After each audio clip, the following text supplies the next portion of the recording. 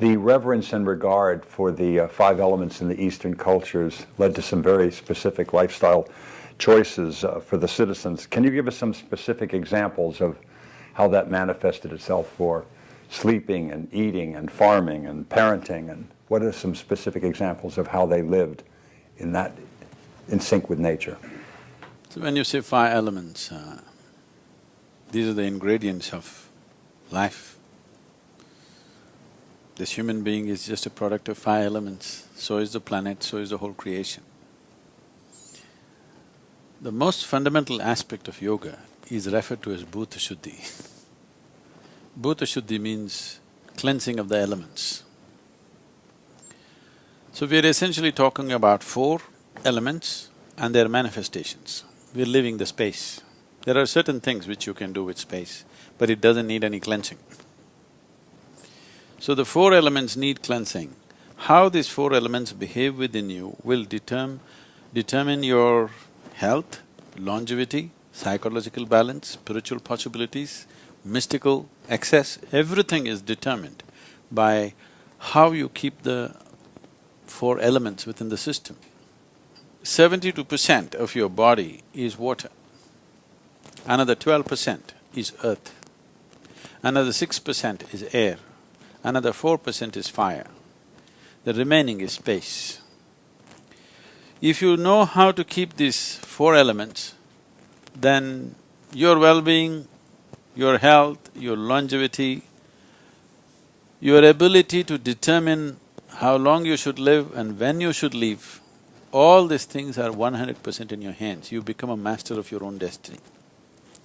If you just control the waters in the system, phenomenal things will happen.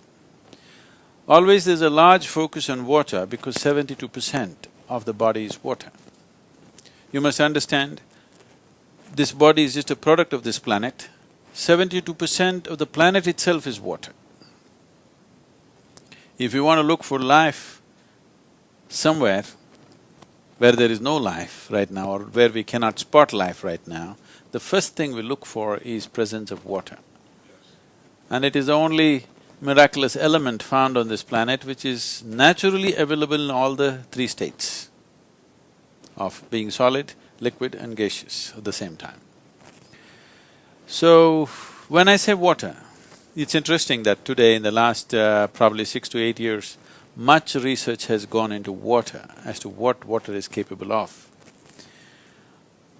Today modern science has recognized that water has memory. If you give it a certain thought, this cup of water, it will remember. If you give it a positive thought or a negative thought, a positive emotion, negative emotion, it actually remembers. We've always been aware of this. So, in the East, even today, even in cities if you come to homes, except those who've been Western educated, in all their homes, water is treated in a certain way. We never drink water which straight comes out of a pipe or a fountain. We always hold it in a brass vessel or a copper vessel, and we worship the water overnight and leave it there at least for 8 hours, then only we consume.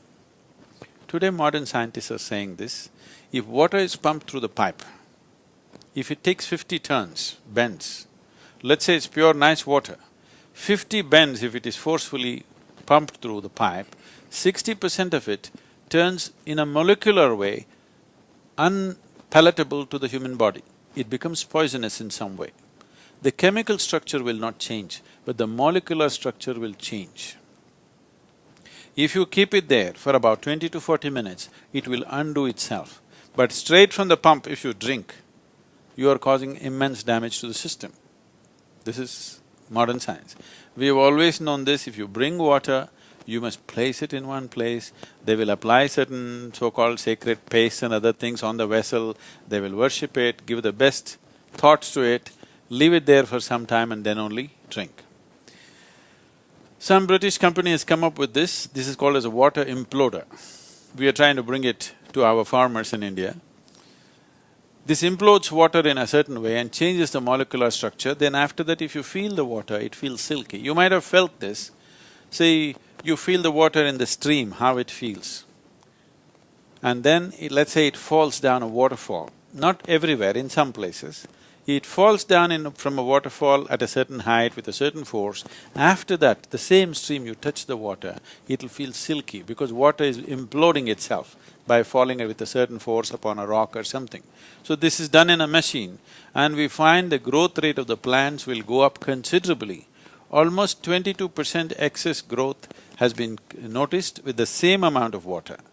Or you can reduce the water that you give to the farm by about 47% if you implode the water. The water that the plant needs will come down dramatically simply because the molecular structure of the water has changed.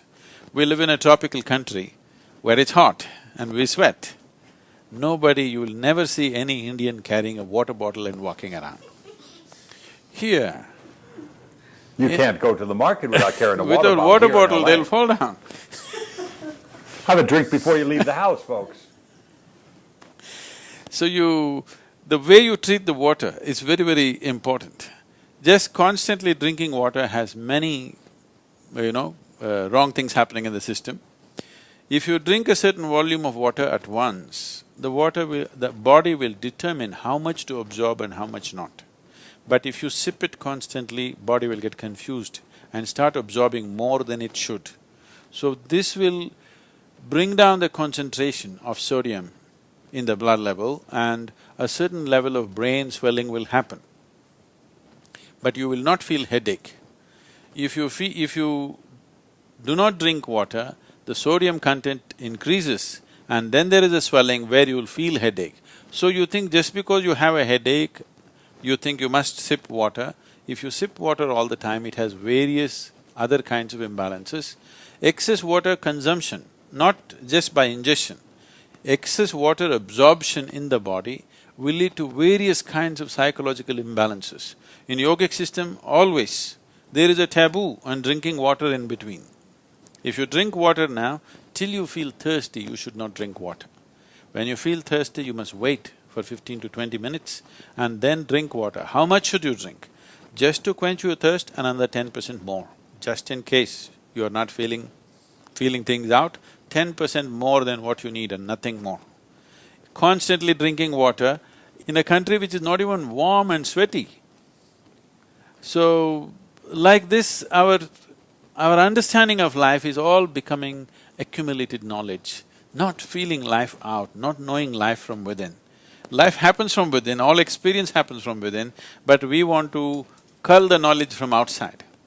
So treating the water in a certain way, around us and within us, this is all it is. The fundamental of yoga is just this, cleansing the four elements and treating these elements with a certain reverence and a certain way of approach, because now beyond doubt it is established that water has memory. If you treat it badly, it remembers and gets back at you.